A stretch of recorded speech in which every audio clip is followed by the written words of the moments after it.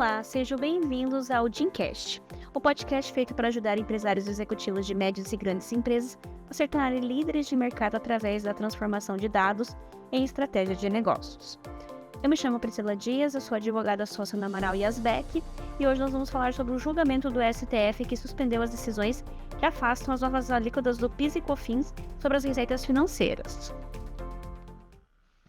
No começo do mês de maio, o Supremo Tribunal Federal manteve a suspensão de decisões judiciais que afastaram a aplicação do decreto presidencial que estabeleceu o valor das alíquotas do PIS/PASEP e da COFINS sobre as receitas financeiras que estavam sujeitas ao regime de tributação da apuração não cumulativa.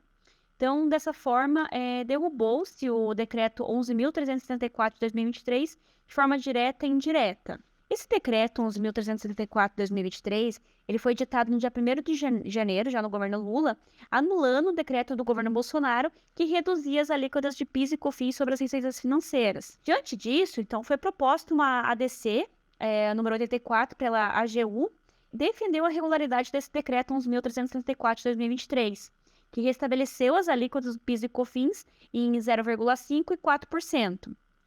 Então, a norma que suspendeu o decreto anterior, o decreto do governo Bolsonaro, o decreto 11.322 de 2022, que foi editado dia 30 de dezembro, pelo então vice-presidente Hamilton Mourão, na época, esse decreto ele reduzia as alíquotas em 50%. Então, o PIS ficava em 0,33% e o COFINS estava a 2%. Segundo então, as projeções da AGU, o decreto da gestão anterior ela significaria um corte de 5,8 bilhões na Receita Federal.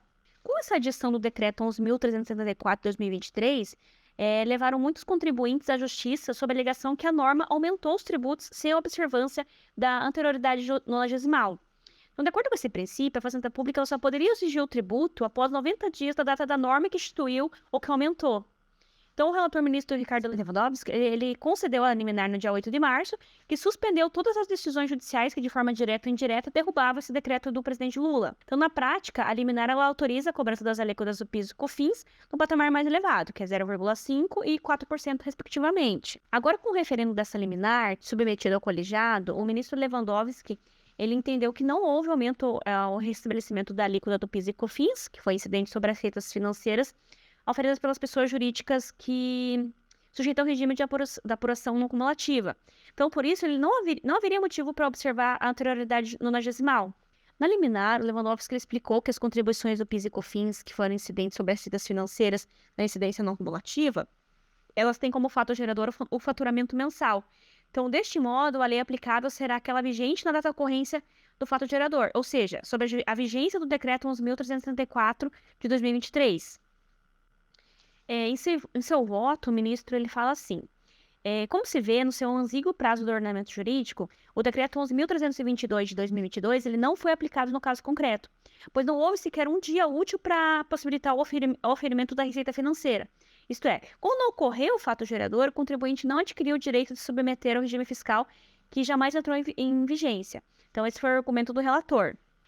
Acompanharam integralmente o relator, os ministros Alexandre de Moraes, Carmen Lúcia, Dias Toffoli, Écio Fachin, o Barroso e Luiz Fux. O ministro Gilmar Mendes acompanhou com ressalvas.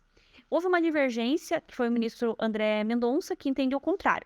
Para ele, as decisões judiciais elas devem ser restabelecidas, porque o decreto do presidente Lula ele não pode ser usado para a cobrança dos tributos, uma vez que ele não foi respeitado o princípio da noventena. Então, ou seja, o decreto de 1º de janeiro, com o retorno das alíquotas reduzidas de PIS e COFINS para receitas financeiras, ele só surtiria efeitos 90 dias depois da sua publicação.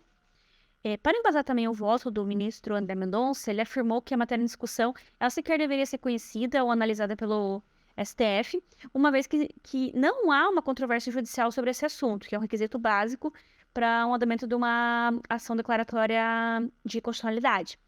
Além disso, o levantamento de 279 ações que foi feito pela PGFN de forma unilateral, sem dados outra parte no caso dos contribuintes. Então, o ministro ele também rechaça o argumento do impacto dos cofres públicos, que é 5,8 bilhões, uma vez que esse valor leva em consideração todo o exercício de 2023. Quando, na verdade, a controvérsia se refere só aos meses de janeiro, fevereiro, março de 2023, e os contribuintes que efetivamente entraram em juízo em face da aplicabilidade imediata do decreto 11.334 de 2023.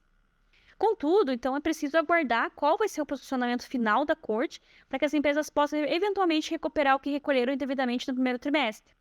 A gente espera que o STF entenda pela necessidade de aplicação do princípio da anterioridade, que não pode ser relativizado pelo fato do decreto que reduziu as alíquotas ter sido revogado em poucos dias.